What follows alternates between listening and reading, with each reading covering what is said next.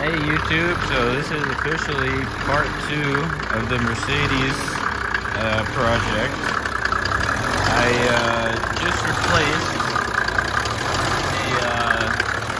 the main fuel filter and primary fuel filter. So now we're getting good fuel into the engine. And I'm still having this idle issue, so it's definitely a vacuum line somewhere that's probably cracked or just maybe got disconnected somehow. So I'm about to pull up a vacuum diagram and see if I can get it figured out. If anybody has any suggestions, feel free to drop a comment. Maybe you won't be too late. Maybe you'll help out, who knows. But this is the problem it's having. You inside the car. It's basically jumping from about maybe 750, 800 up to 1,000. And if I put it in drive here,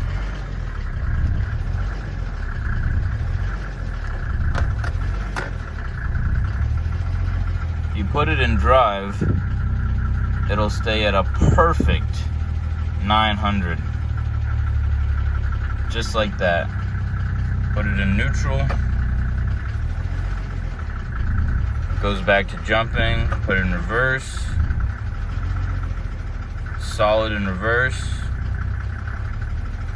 Put it back in park. Starts doing that again. So, just got to get that figured out.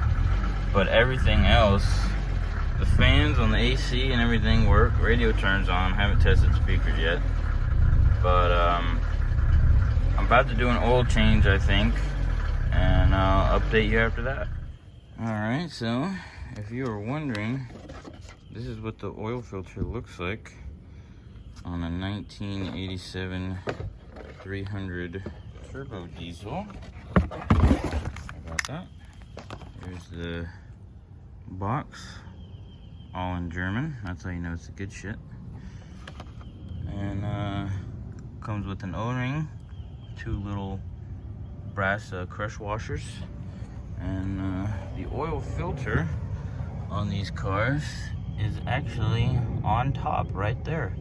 Pretty easy to get to, unlike the American cars where you gotta go under the car and dump a bunch of oil on yourself. It's pretty good engineering. Same with the fuel filter, real easy to get in and out, along with the primary, super easy. So we'll get started here on this oil change. Hey guys, so got some good news and bad news for the rest of the video. Bad news is the oil shaft bolt where the oil filter goes back up by the engine, the head of it is completely rounded and stripped, so not able to get that off. So I cannot do an oil change. I could change the oil, but then I wouldn't be able to do the filter, so I'm just gonna wait. And I took this tire to Discount Tire and got a new one. Just took the wheel off and took it up there. So now all the tires have air in them. The other ones still need to be replaced, but at least they hold air for now.